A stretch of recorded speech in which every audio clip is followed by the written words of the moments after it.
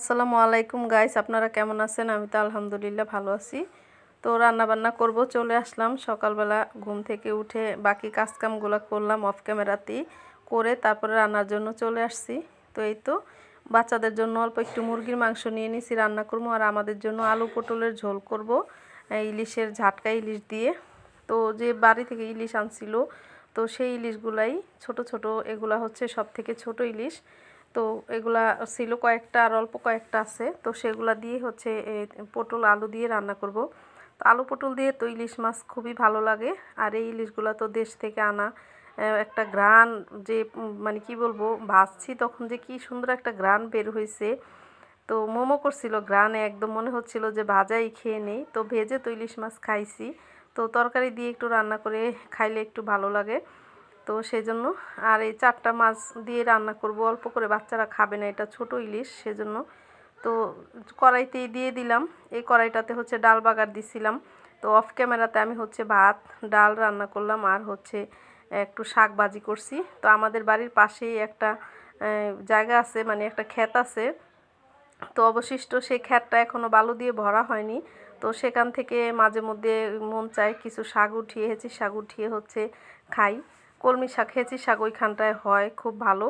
তো ওখান থেকে অল্প কয়টা শাক উঠাইছিলাম কালকে, তো সেই শাকগুলো ভাজি করে নিছি। এত মজা হয়েছে কি বলবো, শাক ভাজিটা, মানে শাক ভাজি দিয়ে আমি দুপুরে 1 প্লেট ভাত খাইছি।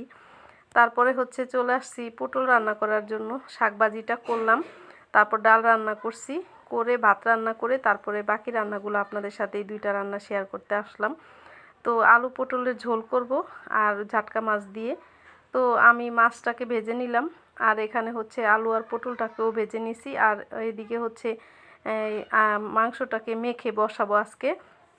তো এভাবে মেখে কখনো রান্না করা হয় না, সব সময় হচ্ছে মশলা কষিয়ে তারপরে রান্না করি, অথবা মাংসটা ভেজে তারপরে মশলা কষিয়ে রান্না করি। কিন্তু আজকে হচ্ছে চিন্তা করলাম যে মেখে এভাবে রান্না করে দেখি কেমন লাগে। না, মাংসটা খেতে খুব ভালো হয়েছে, মজা হয়েছিল। হাতে মাখা রান্নাও আসলে মজা হয়। তো ফার্মের মুরগি হাতে মেখে রান্না করি না কখনো, এই প্রথম করলাম, কিন্তু আসলে মজা হয়েছিল। তো আমি এখানে একে একে মশলা দিয়ে দিতেছি। তো ছেলে মেয়ে হচ্ছে ওই ঝাটকা মাছটা কাটায়, সেই জন্য খাবে না। তো আমি আর ওর বাবা খাবো, আমাদের জন্যই রান্না করছিলাম। আর বাচ্চাদের জন্য এই একটু মুরগির মাংসটা বোনা করে নিব। তো এখানে হলুদের গুঁড়া, মরিচের গুঁড়া, ধনিয়া গুঁড়া দিলাম, দারচিনি, এলাচি, তেজপাতা দিলাম, পেঁয়াজ কুচি দিলাম, আর লবণ দিলাম, আদা রসুন দিলাম। আমি বলি দিই কী কী দিছি। আর একটু এই যে মাংস রান্না করার যে মশলাটা আমি ঘরে তৈরি করি, সেই মশলাটা দিয়ে দিছি। দিয়ে তারপরে হচ্ছে তেল দিয়ে হাত দিয়ে ভালোভাবে একটু মাংসটাকে মাখালাম, যাতে একদম মশলাগুলো মাংসর গায়ে সুন্দর মতনই লেগে যায়। তো এইভাবে করে মাখিয়ে দিলে হচ্ছে কষানোর মতনই। তো এই সামান্য হাত ধুয়ে একটু পানি দিলাম, যাতে মাংসটা ভালোভাবে একটু কষানো হয়, যেহেতু ব্রয়লার মুরগি।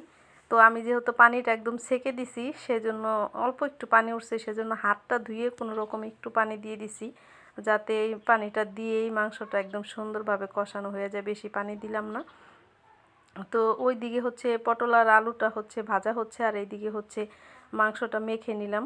তো পাশাপাশি 2টা চুলা, তো এটা হচ্ছে পাশের চুলাটাই বসিয়ে দিব, আর এইদিকে আলু পটলটাও সুন্দর করে ভাজা হয়ে যেতেছে। তো পটলটা কিন্তু ভেজে রান্না করলে, সাথে আলুটা পুরান আলু, সেজন্য আলুটা আর পটলটা ভেজে রান্না করলে কিন্তু খাইতে মজা হয়। আর এইভাবে রান্না করলে কেমন যেন একটা পানসা পানসা লাগে। তো আমি পটল রান্না করলে হচ্ছে চেষ্টা করি ভেজে রান্না করার জন্য। আর ওই যে দেখুন আমাদের মিনু কি সুন্দর করে বসে আছে এখানে আইসা পাকের রুমে। তো আমি রান্না করলেও আমার পাশে পাশেই থাকে, আইসা বইসা থাকে। তো মাছ ভাজছি, সে ঘ্রাণ পেয়ে হচ্ছে চলে আসছে। তো আইসা বইসা রয়েছে, তো ওর জন্য আলাদা মাছ ভাজি আমি প্রতিদিন ভেজে হচ্ছে ভাত দিয়ে মেখে তারপরে দিই। তো ওরা যখন আসে আমাদের বাসায়, ওদের তো একটু খাবার দিতে হয় নাকি। তো সেই জন্য বিড়ালটা খুব ভালোবাসে, আমার ছেলে মেয়ে খুবই আদর করে ওদেরকে।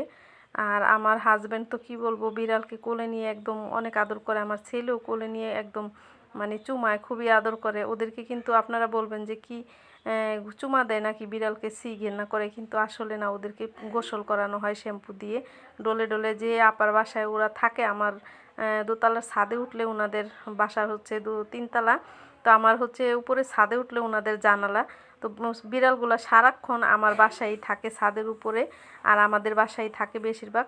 তো আমাদের ঘরে আসে যখনই আমরা খাবো তখন আসে, সারাক্ষণই থাকে, আমার খাটের উপরে বইসা থাকে। আমার বাচ্চারা ওদেরকে খুবই আদর করে, আর ওরাও ওরা মনে করে যে আমরা ওদের মানে কিছু একটা হই, এরকম ভাবে আর কি। আমাদের বাসায় সারাক্ষণ থাকে তো ওরা ভাবে যে এটাও ওদের একটা বাসা।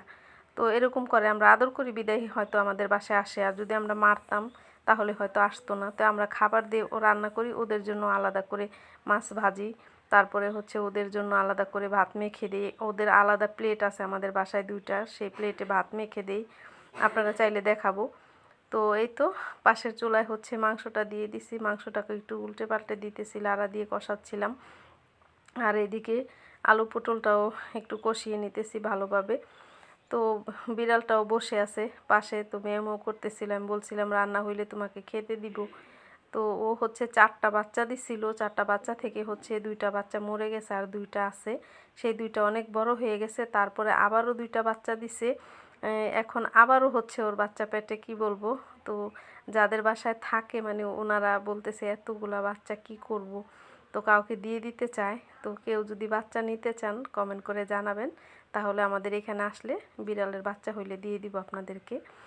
তো বাচ্চাগুলো খুব সুন্দর হয়, কিউট হয় ওর বাচ্চাগুলা। তো এই তো ঝোল দিয়ে দিলাম, পটল আলুটা কষিয়ে সুন্দর করে, আর এখন মাছ দিয়ে দিব। মাছগুলো হচ্ছে ভাজার পরে যে একটা ঘ্রাণ আসছিল, কি বলবো। তো যারা যারা ইলিশ মাছ টাটকা খেয়েছেন তারা জানেন অবশ্য। আর কি বলবো, এই পেজে এক ভাই আমাকে কমেন্ট করে জিজ্ঞেস করছিলেন বরিশাল আপনাদের বাড়ি কোথায়। আসলে আমাদের বাড়ি বরিশাল না, আমার ছোট বোনের শ্বশুর বাড়ি বরিশাল। তো আমি হচ্ছে ওখানে 2-1বার গেছি, তো ঠিকানাটা কোথায় আমি সঠিক তেমন একটা আমার মনে নেই। তো এই তো বলে দিলাম ভাইয়া। তো এই তো মাছে ধনেপাতা দিয়ে দিছি। তো অনেকে ভাববেন যে ধনেপাতাটা এরকম কেন। আসলে আমি পাতাগুলো অনেকগুলা পাতা তো কেটে কিছুটা ফ্রিজে রেখে দিয়েছিলাম ডিপে, আর ডিপ থেকে বের করে দিয়ে দিলাম। তো ঘ্রাণটাও কিন্তু ভালো ছিল, আমি শুনছিলাম ঘ্রাণটা সুন্দর আছে, সেই জন্য দিলাম। আর যদি ঘ্রাণ না থাকতো তাহলে কিন্তু অবশ্যই দিতাম না। তো পাশের চুলায় নিয়ে গেলাম, আবার মাংসটাকে এই চুলায় নিয়ে আসছি। তো ক্যামেরায় হচ্ছে 2টা দূরে হয়ে যায়, দেখানো যায় না। তো রান্নাবান্না শেষ হয়ে গেল। ভিডিওটা কেমন লাগলো বেশি করে শেয়ার করে দিবেন, লাইক দিবেন, সাবস্ক্রাইব দিবেন, আর পেজে দেখে থাকলে ফলো দিয়ে লাইক দিয়ে সাথেই থাকবেন। তো আজকের রেসিপিগুলো আপনাদের সাথে